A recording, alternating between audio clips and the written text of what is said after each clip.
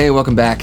This video is kind of a part 2 to the previous video that I posted as I continue to learn my new drone, the Hover Air X1Pro. In that first video, we did an unboxing, talked about some specs, and did some very brief testing around my house. In this video, we're hopping on the bike to go out for a few rides and try to answer the question, is this drone good for mountain biking? My original plan was to head out to some local jumps first because I knew an open jump line, less low-hanging branches, less obstacles would give this drone the best chance for success. But we had a ton of rain over the weekend, that park was still closed, so we headed out to some local trails. It's also my first ride back from being sick for about a week and a half. It's just a cold, but I have a little bit of asthma, so it just goes right to my lungs.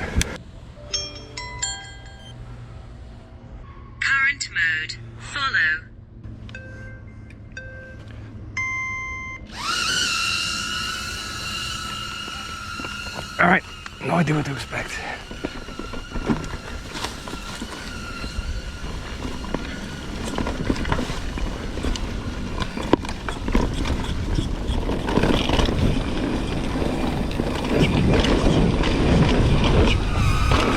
Damn!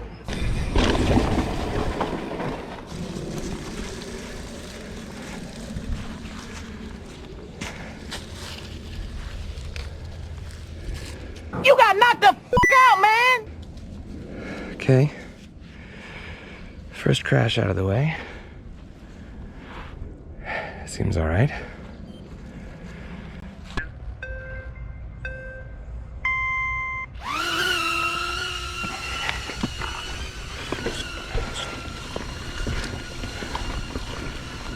There's a lot of trees to navigate here.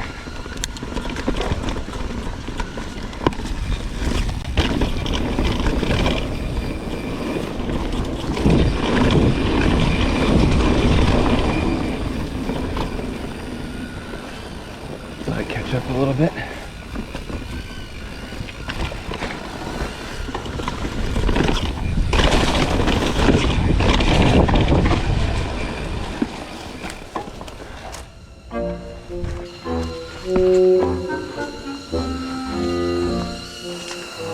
Hello?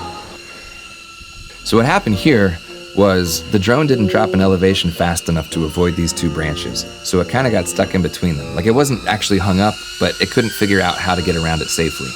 But I was able to take out the app, take over manual control, and fly it down, so it wasn't that big of a deal. Well, that wasn't terrible. Middle, follow.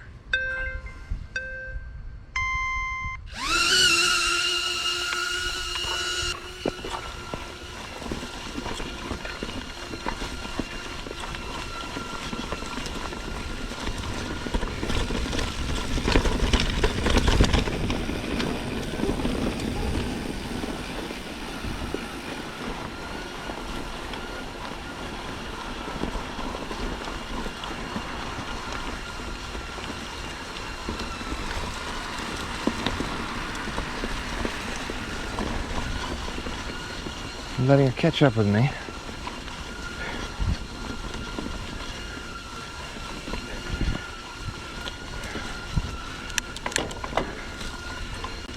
All right, see if she stays with me.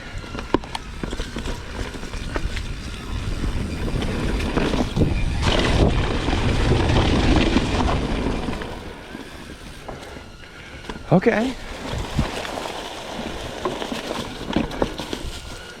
I mean, this isn't how slow I normally go here, but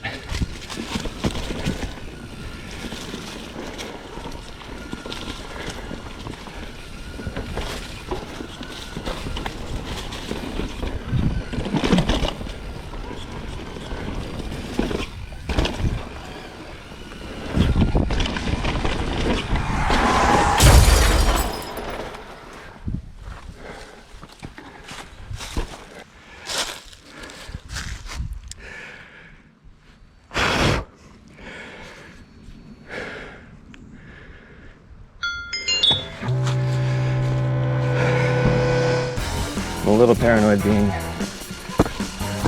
next to the water here on the right, but I doubt she would just spiral out of control and crash over there. kind of like running with my dog and just listening for her collar behind me.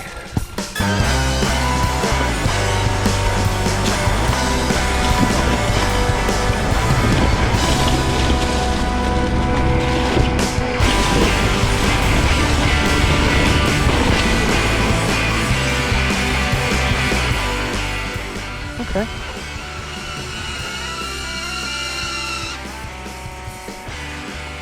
Much better.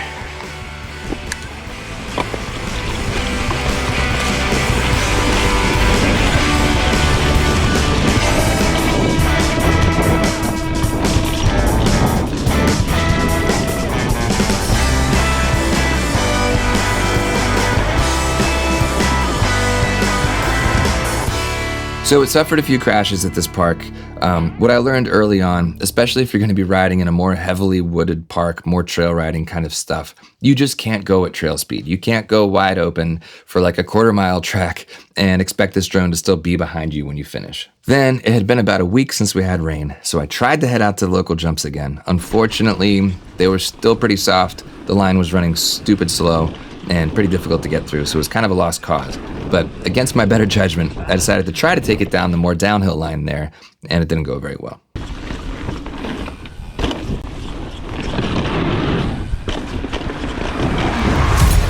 So on my way home, I'm feeling a little discouraged with this drone, and I was starting to think about how it framed me. So to keep me framed like this within the shot, within this composition, it has to stay kind of a good bit behind me. And it's not that I'm necessarily always pulling away, it's that it kind of just goes to that default position. I thought that I had already set this to follow at the closest distance. And I thought where it said follow mid was actually referring to like low, middle, and high. That's actually the distance. So I went into the app, found that setting, moved it from middle to close, and then I was feeling really excited. Because if I could get it to stay closer behind me, it would have a better chance of following my exact line and staying safe. So on a very cold Saturday morning, with a renewed sense of optimism, we headed out for another ride, and with these new settings, hopefully a more successful flight. And guess what? Well, kind of.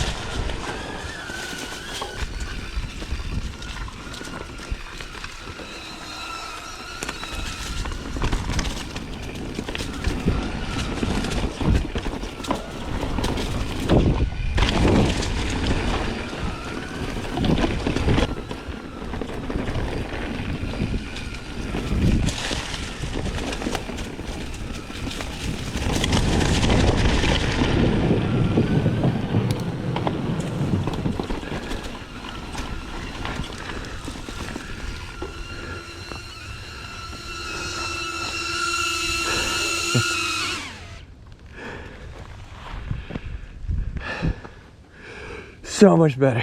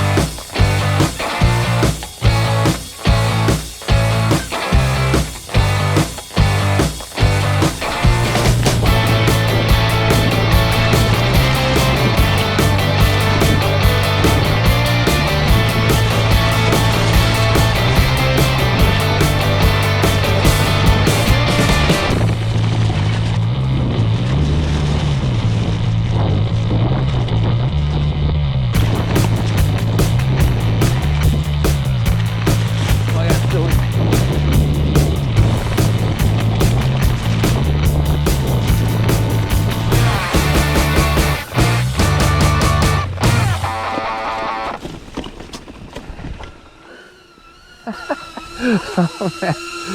Come here, you. Oh, baby! Oh, you're my #1 Christmas boutique gift item. Oh, that was great. And then as kind of a bonus, I even headed out to some local trails where some buddies of mine have been digging just to keep playing around with it. It's still a pretty heavily wooded area, so I was still asking a lot out of an AI tracking system, but we got some pretty cool shots.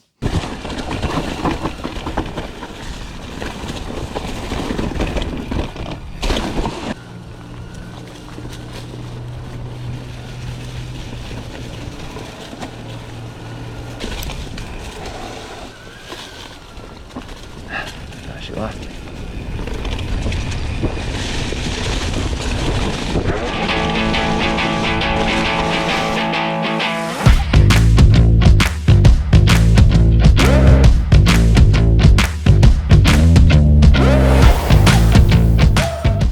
So, is the Hover Air X1Pro good for mountain biking? I would say yes if you go into it with realistic expectations. It's a robot following you through the woods, so there's only so much it can do. If it's a really heavily wooded area, you're just not going to be able to go full speed, wide open, and expect this thing to still be there when you're done. I do think where this finds its sweet spot is complementing a GoPro. You get to a cool section of trail that you want to film, something that you want to session, throw it up behind you, maybe do a couple takes to get the shot that you really want, and then you move on. But also just as a drone, I mean, to me, this thing has a decent camera. So even just using the app to fly it, you can get some really cool aerial shots. So if you've watched this far, thank you so much for watching. Please give it a like and subscribe, and we'll see you next time.